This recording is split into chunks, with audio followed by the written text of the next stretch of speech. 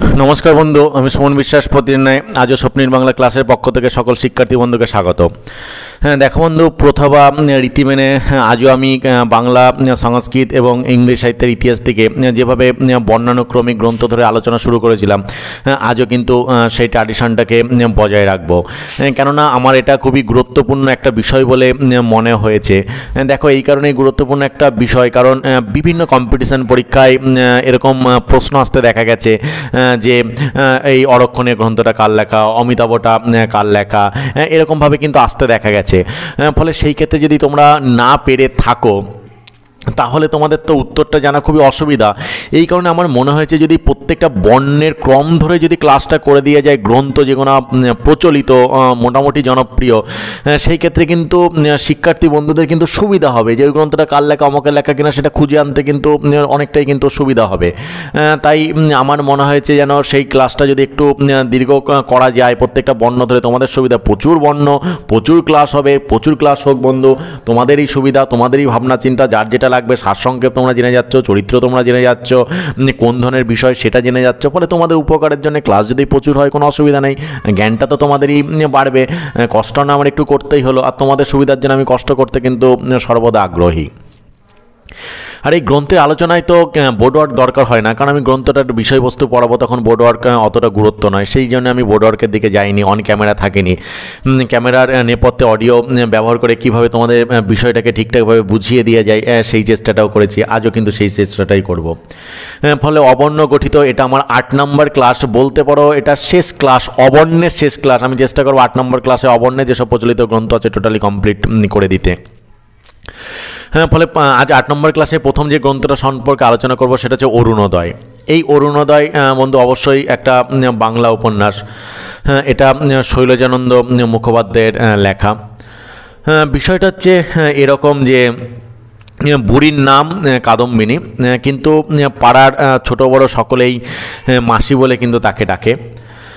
সংসারে তার আপন বলতে কেউ ছিল না। বুড়ির একমাত্র সম্বল কলকাতার একটা ছোট গলির উপর একখানি বাড়ি।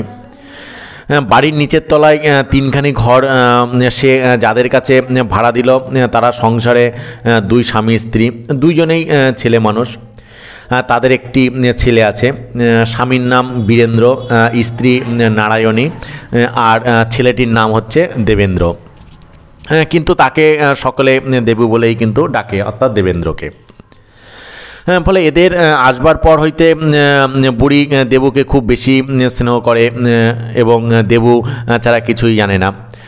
দেবুই যেন তার সর্বস্ব, আর দেবু বুড়িকে মামা বলে কিন্তু ডাকে। আস্তে আস্তে 2-3 মাস যাওয়ার পরে এই দেবুকে এত আদর করার জন্য বীরেন বুড়িকে অনেক দিন রূঢ় কথাও কিন্তু শুনিয়েছে। উদ্দেশ্য কিছুই নয়, বুড়ি বাড়িখানা দেবুর নামে যাতে লিখে দেয়, এরকম একটা বিষয়। তারপর বাড়ি ভাড়াও বীরেন কেবলমাত্র 10 টাকা ছাড়া এই 4 মাসের মধ্যে কিছুই দেয় নাই। বুড়ি নারায়ণীর মারফত অনেক দিন শাসাই আছে, সে নতুন ভাড়াটি আনবে, অন্তত একখানি ঘর অন্যের কাছে ভাড়া না দিলে তার আর কিন্তু সংসার চলছে না। সেদিন সত্যি নতুন ভাড়াটিয়া সে আনলো, দেবুদের একখানি ঘর এদের জন্যে ছেড়ে দিতে হলো। তারাও স্বামী স্ত্রী, স্বামীর নাম মাধব, স্ত্রী বীণা, আর তাদের অপরূপ সুন্দরী একটি মেয়ে, নাম হচ্ছে পিন্টুলি। এবার দেবুর আর একজন সঙ্গী জুটল। বুড়ি নারায়ণী ও বীণা প্রায়ই জল্পনা কল্পনা করত দেবু আর পিন্টুলির মধ্যে বিয়ে হইলে বেশ ভালোই মানাবে। সেদিন কথায় কথায় নানা কথা উঠে পড়ে, বীরেন মদ খায় ইত্যাদি ইত্যাদি। কিন্তু বাড়ি ভাড়া যদি না দিতে পারে তাহলে তারা উঠে গেলেই পারে। কিন্তু বুড়ি এ কথাগুলি শুধু তাকে ভয় দেখাবার জন্যই বলল। বীরেন বাড়ি আসলে স্বামী স্ত্রী ঠিক করলো তারা বুড়ির বাড়ি ছেড়ে দেবে, কার্যত তাহাই করলো। বুড়ি দেবুর জন্য প্রথম ভাবতো, কিন্তু তারপর ভুলে গেল। এইবার বুড়ির পিন্টুলি কিন্তু সব হয়ে গেল। এদিকে দেবু চলে যাবার পর এক দুর্ঘটনা ঘটল। পিন্টুলির বাবা ও মা তাকে বুড়ির কাছে রেখে না বলে মানে চলে গেল সেখান থেকে। এইবার পিন্টুলির মুখে বুড়ি জানতে পারল বীণা তার আপনার মা নয়, মানে নিজের মা নয়। সে যাই হোক, বুড়ি তার সমস্ত শক্তি ও সামর্থ্য অনুযায়ী পিন্টুলিকে লালন পালন করতে লাগলো। এখন পিন্টুলি স্কুলে পড়ে, গান বাজনা কত কি শেখে। এমনিভাবে কয়েক বছর কেটে গেল। পিন্টুলি এখন বেশ বড় হয়েছে, রূপ গুণ যেন আর তার ধরে না। এখন তার বিয়ের দিনও কিন্তু একবার উপযুক্ত বয়স অনুসারে কিন্তু ঠিকও কিন্তু হয়ে গেছে।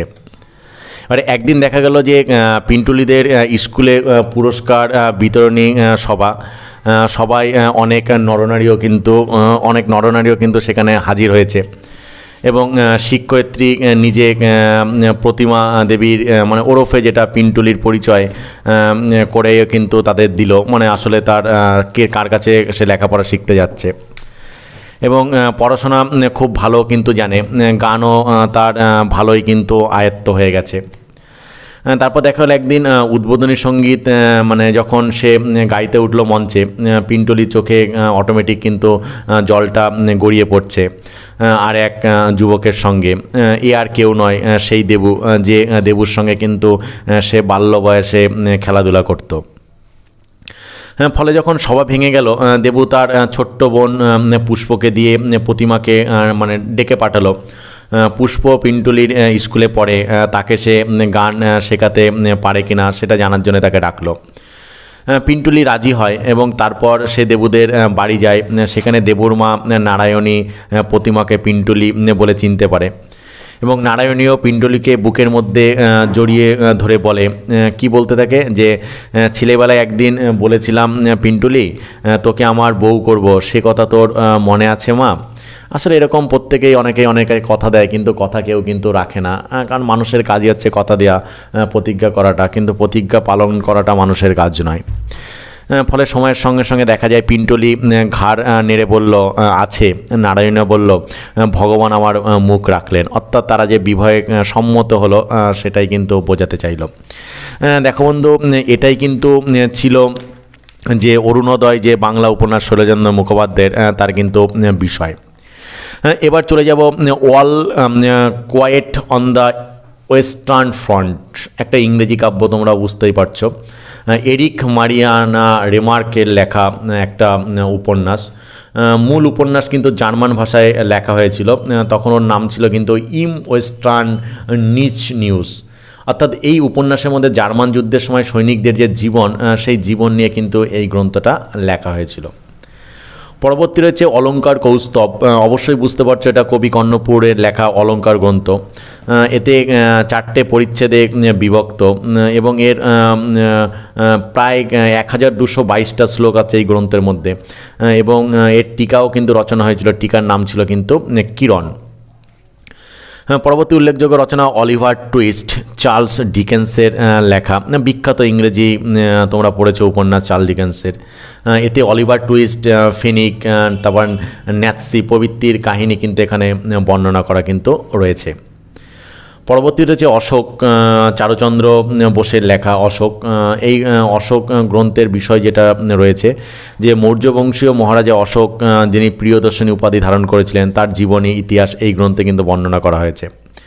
মানে বর্তমান কাল পর্যন্ত অশোক সম্বন্ধে যে ভাষায় যা কিছু লিখিত বা আলোচিত হয়েছে, তার সারভাগ কিন্তু উক্ত গ্রন্থে মানে তুলে ধরা হয়েছে। মৌর্য শাসনকালে ভারতবর্ষে কলাবিদ্যার কীরূপ উন্নতি হয়েছিল তার কথাও কিন্তু লেখক কিন্তু এখানে আলোচনা করেছেন। তবে পড়ানোর মাঝে বন্ধুদের একটা কথা বলে রাখি যে শিক্ষাকে সকলের দৌড়ে দৌড়ে পৌঁছে দেওয়া পুণ্যের কাজ। তাই এখনও পর্যন্ত যারা তোমাদের প্রিয় স্বপ্নিল বাংলা চ্যানেলটাকে সাবস্ক্রাইব করেনি, তারা সাবস্ক্রাইব করে নিয়ে পাশে থাকা বেল আইকনটাকে প্রেস করে দিও। এবার চলে যাব বন্ধু পরবর্তী গ্রন্থ অশোক গুচ্ছ। এটা অবশ্যই কিন্তু একটা কবিতা গ্রন্থ। তোমরা জানো দেবেন্দ্রনাথ সেনের লেখা এটা। কবির কয়েকটি অতি সুন্দর কবিতা এই বইতে কিন্তু ঠাঁই পেয়েছে। শেষে কবির কতকগুলি ইংরেজি কবিতাও কিন্তু গ্রন্থটির মধ্যে রয়েছে। পরবর্তীতে রয়েছে অশোকানুশাসন, অবশ্যই এটাও চারুচন্দ্র বসু এবং ললিত মোহনের লেখা একটা গ্রন্থ। এখানে মহারাজ অশোক নিজের রাজ্যের অনেক জায়গায় পর্বত গাত্রে, গুহা মধ্যে অথবা শিলাস্তম্ভ গাত্রে প্রজাগণের কল্যাণের জন্য যে বিবিধ আদেশ বার্তা উৎকীর্ণ করেছিলেন তার কথা আছে। ভারতবর্ষে এর অপেক্ষা প্রাচীনতম লিপি কিন্তু এখনও পর্যন্ত আবিষ্কৃত কিন্তু হয়নি। প্রত্নলিপি তত্ত্ববিদগণের মতে উক্ত লিপিসমূহ অনুমান প্রায় খ্রিস্টপূর্ব 3য় শতাব্দীর মধ্যভাগে কিন্তু উৎকীর্ণ হয়েছিল। এবং অশোকানুশাসনে 2 জাতীয় অক্ষর দেখতে পাওয়া যায়, একটা ব্রাহ্মী আর একটা খরষ্টি। আমরা জানি ব্রাহ্মী লিপি বাম দিক থেকে ডান দিকে এবং খরষ্টি লিপি ডান দিক থেকে বাম দিকে লেখা হতো। অশোকানুশাসন যে লিপি তার ভাষাটা ছিল প্রাকৃত। 1916 সালে পূর্ব পর্যন্ত যতগুলি অশোক লিপি আবিষ্কৃত হয়েছে লেখক তার সবগুলি একত্রে সংগ্রহ করে সংস্কৃত ভাষায় রূপান্তরিত এবং বাংলা ভাষায় অনুদিত কিন্তু করেছিলেন। পরবর্তী গ্রন্থ হচ্ছে অশ্রু। এটা অবশ্যই কিন্তু একটা উপন্যাস। অশ্রু অনেকের একটা প্রিয় নাম কিন্তু অশ্রু, কারো হৃদয়ে কিন্তু দাগও কেটে যেতে পারে। এটা হচ্ছে হেমেন্দ্র প্রসাদ ঘোষের লেখা একটা গ্রন্থ। এর বর্ণনীয় বিষয়ে অবশ্যই একটা চমৎকারিত্ব রয়েছে, ভাষার একটা গাম্ভীর্য রয়েছে, একটা মাধুর্য রয়েছে এবং সূক্ষ্ম চরিত্র চিত্রণে কিন্তু গ্রন্থখানি অনেকটা কিন্তু পাঠকের মন করেছিল। পরবর্তী গ্রন্থ হচ্ছে অশ্রুকণা। এটা একটা বাংলা পদ্য গ্রন্থ।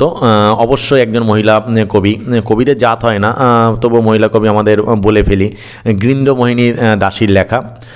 এখানে সজলাখির কোলে টলটল অশ্রুবিন্দুর মতো কবিতাগুলি শোকাশ্রুতে পরিপূর্ণ। সখী এই গ্রন্থের প্রাণ এবং তাই নামকরণ হয়েছে কিন্তু অশ্রুকণা। পরবর্তী গ্রন্থ হচ্ছে অশ্রুমতী। তোমরা জানো অশ্রুমতী বাংলা নাটক, বিখ্যাত নাটক, যতীন্দ্রনাথ ঠাকুরের লেখা একটা নাটক। এই অশ্রুমতী নাটকের বিষয়টা হচ্ছে অশ্রুমতী কিন্তু চিতরের মহারানা প্রাতঃস্মরণীয় প্রতাপ সিংয়ের কিন্তু কন্যা। আমরা জানি আকবরের প্রধান সেনাপতি রাজপুত বলছে কুলক মানসিংহ একদা কিন্তু প্রতাপ সিংয়ের হাতে অপমানিত হয়েছিলেন এবং তার প্রতিশোধ নেওয়ার জন্যে জনৈক মুসলমান দ্বারা অশ্রুমতীকে অপহরণ করা হয়েছিল এবং উক্ত মুসলমানের সঙ্গে অশ্রুমতীর কিন্তু বিয়েও হয়েছিল। কিন্তু পরে ইনি আকবরের পুত্র সেলিমের পুনয় ভাগিনী হয়েছিলেন। একদা সেলিম অশ্রুমতীকে অবিশ্বাসনী জ্ঞান করে তাকে অস্ত্রাঘাত কিন্তু করেছিলেন এবং অশ্রুমতী তাতে অজ্ঞান হয়ে পড়েছিল। এই ফাঁকে প্রতাপের ভাই শক্ত সিংহ তার সংজ্ঞাহীন মানে অজ্ঞান দেহ নিয়ে চিতরে চলে যায়। অশ্রুমতী পরে আজীবন যোগিনী বেশে কিন্তু কৌমার্যব্রত অবলম্বন, কৌমার্যব্রত মানে হচ্ছে বিয়ে না করে থাকার সিদ্ধান্ত। এটা প্রাচীনকালে হতো, আধুনিককালে যে মেয়ে যে ছেলে যত বলে আমি বিয়ে করব না সে তত আগে বিয়ে করে, সুতরাং কৌমার্যব্রত এই আধুনিক যুগের ছেলেমেয়ের পক্ষে পালন করা কিন্তু সম্ভব নয়। পরবর্তী উল্লেখযোগ্য গ্রন্থ হচ্ছে অষ্টাঙ্গ হৃদয়। অবশ্যই বুঝতে পারছো বন্ধুরা, অষ্টাঙ্গ হৃদয় হচ্ছে মহামতি বাগভট্টের লেখা একটা প্রসিদ্ধ আয়ুর্বেদ সংগ্রহ গ্রন্থ। এখানে মহামহোপাধ্যায় বিজয়রত্ন সেন কবিভূষণ কর্তৃক অনুদিত এবং অরুণ দত্ত কৃত টিকা সহ কিন্তু এখানে প্রকাশিত হয়েছিল। ইহা যে কেবল অষ্টাঙ্গ হৃদয় গ্রন্থেরই অনুবাদ তা নয়, অনুবাদক মহাশয় প্রসঙ্গক্রমে ইহাতে প্রচলিত সমগ্র আয়ুর্বেদ গ্রন্থের আলোচনা করেছেন এবং স্থানে স্থানে আয়ুর্বেদীয় চিকিৎসার সঙ্গে হোমিওপ্যাথি অ্যালোপ্যাথি চিকিৎসার মতো বিষয় এখানে সন্নিবিষ্ট করে দিয়ে একটা অসাধারণ পাণ্ডিত্যের পরিচয় দিয়েছেন। অনুবাদের ভাষা সরল এবং প্রাঞ্জল এবং সহজ। আয়ুর্বেদের মধ্যে যে হোমিওপ্যাথি চিকিৎসার মূল সূত্র নিহিত আছে অনুবাদক মহাশয় তাও কিন্তু এক জায়গায় বুঝিয়ে দেওয়ার কিন্তু চেষ্টা করেছেন। দেখো বন্ধু, এই যে বাংলা সংস্কৃত এবং ইংরেজি সাহিত্যের বর্ণানুক্রমিক যে গ্রন্থ ধরে আলোচনা, এটা কিন্তু একটা গুরুত্বপূর্ণ একটা ভাইটাল ক্লাস। কেন এই কারণে ভাইটাল বলছি, কারণ একটা গ্রন্থের নাম দিয়ে তোমাদের বলতেই পারে এটা কার লেখা, বলে দিল অশ্রুকণা গ্রন্থটা কার লেখা, তোমরা খুঁজেই পাবে না কার লেখা। কারণ সাহিত্যের ইতিহাসে যদি ইনি পাঠ্য না থাকেন সাধারণত তোমরা পড়নি, ফলে এটা যদি জানতে হয় তাহলে সুবিধাটা কী বলো তো, এই যে আমি বর্ণ ধরে ধরে তোমাদের ক্লাস করে দিচ্ছি, তখন ওই গ্রন্থটার বর্ণে আমার ইউটিউবে ক্লাসে গিয়ে যদি সার্চ করো তাহলে তখন কিন্তু তোমরা বেরিয়ে আসবে এটা কার লেখা, ফলে তোমাদের সুবিধা। বা সাহিত্যের ইতিহাসের ছাত্র হিসাবে, বাংলা ভাষার ছাত্র হিসাবে সাহিত্যের ইতিহাসের প্রত্যেকটা বিষয় যদি খুঁটিনাটি একটু জানো, এর বিষয়টা কি, গ্রন্থটা কার লেখা, কোন ধরনের গ্রন্থ, তাহলে অবশ্যই একটা জীবন অভিজ্ঞতা তোমাদের তৈরি হবে। সেই জীবন অভিজ্ঞতা ভর করে আগামী দিনে কিন্তু তোমাদের পথ চলা কিন্তু সহজ হবে। এসব কথা মাথায় রেখে কিন্তু তোমাদের জন্য নতুন ভাবনা চিন্তা করেই কিন্তু বাংলা, ইংরেজি এবং সংস্কৃত বর্ণানুক্রমিক যে গ্রন্থ আছে তার বিষয় নিয়ে আলোচনার ক্লাসটা কিন্তু শুরু করেছিলাম। এরপরে হচ্ছে অহল্যাবাই। অবশ্যই অহল্যাবাই যোগীন্দ্রনাথ বসুর লেখা একটা গ্রন্থ। এখানে কিন্তু মারাঠা দেশীয় যে প্রসিদ্ধ রমণী অহল্যাবাইয়ের জীবনী এখানে কিন্তু ধরা পড়েছে। অহল্যাবাই দেশের ও দশের জন্য নিঃস্বার্থভাবে কতটা কাজ করেছিল তা কিন্তু লেখক বিস্তৃতভাবে এই গ্রন্থে দেখানোর চেষ্টা করেছেন। গ্রন্থের ভাষা সহজ সরল এবং প্রাঞ্জল।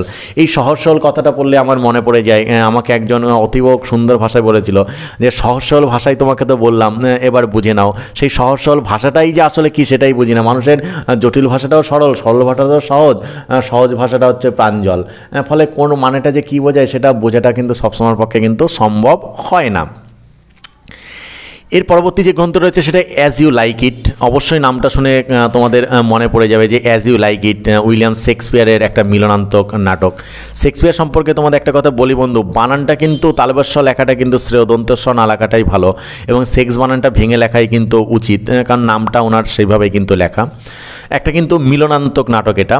এখানে কিন্তু ডিউক, ফেডারিকের মেয়ে সিলিয়া, ডিউকের মেয়ে, তারপরে যে রোজালিও, তারপরে হচ্ছে স্যার রোনাল্ডের পুত্র অরল্যান্ডো প্রভৃতির কাহিনী কিন্তু অ্যাজ ইউ লাইক গ্রন্থে কিন্তু বর্ণনা করা হয়েছে।